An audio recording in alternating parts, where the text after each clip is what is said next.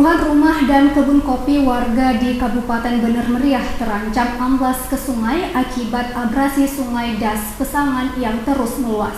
6 keluarga memilih mengungsi karena khawatir rumah yang mereka tempati sewaktu-waktu amblas karena bagian belakang rumah sudah berbatasan langsung dengan dinding sungai.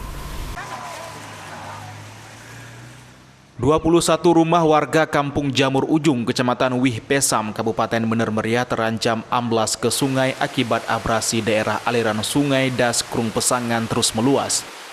Bahkan beberapa rumah bagian dapur sudah terkikis dan berbatas langsung dengan dinding sungai.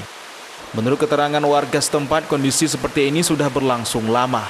Diperkirakan abrasi sungai telah mengikis sepanjang 10 meter dinding sungai dan sudah berbatas langsung dengan rumah warga. Warga khawatir jika hujan lebat dan debit air sungai meningkat akan terancam nyawa mereka. Jika tidak segera ditangani, 21 kepala keluarga terancam kehilangan tempat tinggal. Boleh saudara lihat itu sudah tergantung pondasinya. Rumah belakang ini dapur, itu kompor-kompor udah di bawah. Kompor, rumah ayam udah di bawah semua. Itulah kondisi rumahnya. Tapi kalau kita biarkan begini, ini rumah ini ke ujung ditendang juga. Takut. Kemana mau pindah orang? Salahkan rumahnya ini. Meluasnya abrasi Sungai Das Pesangan juga telah merusak sejumlah tanaman kopi warga sekitar. Ancaman kerusakan kebun kopi warga ini terus meluas seiring melebarnya dinding sungai yang mengalami abrasi.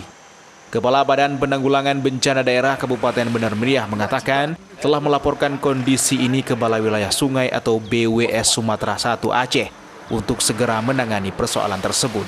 21 rumah kemungkinan akan hanyut dibawa oleh air.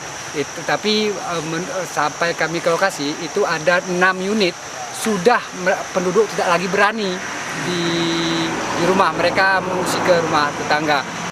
Selain mengancam amblasnya rumah dan kebun warga, abrasi juga mengancam terputusnya jalan lintas nasional Birentakengon yang kini hanya berjarak 3 meter dari bibir sungai.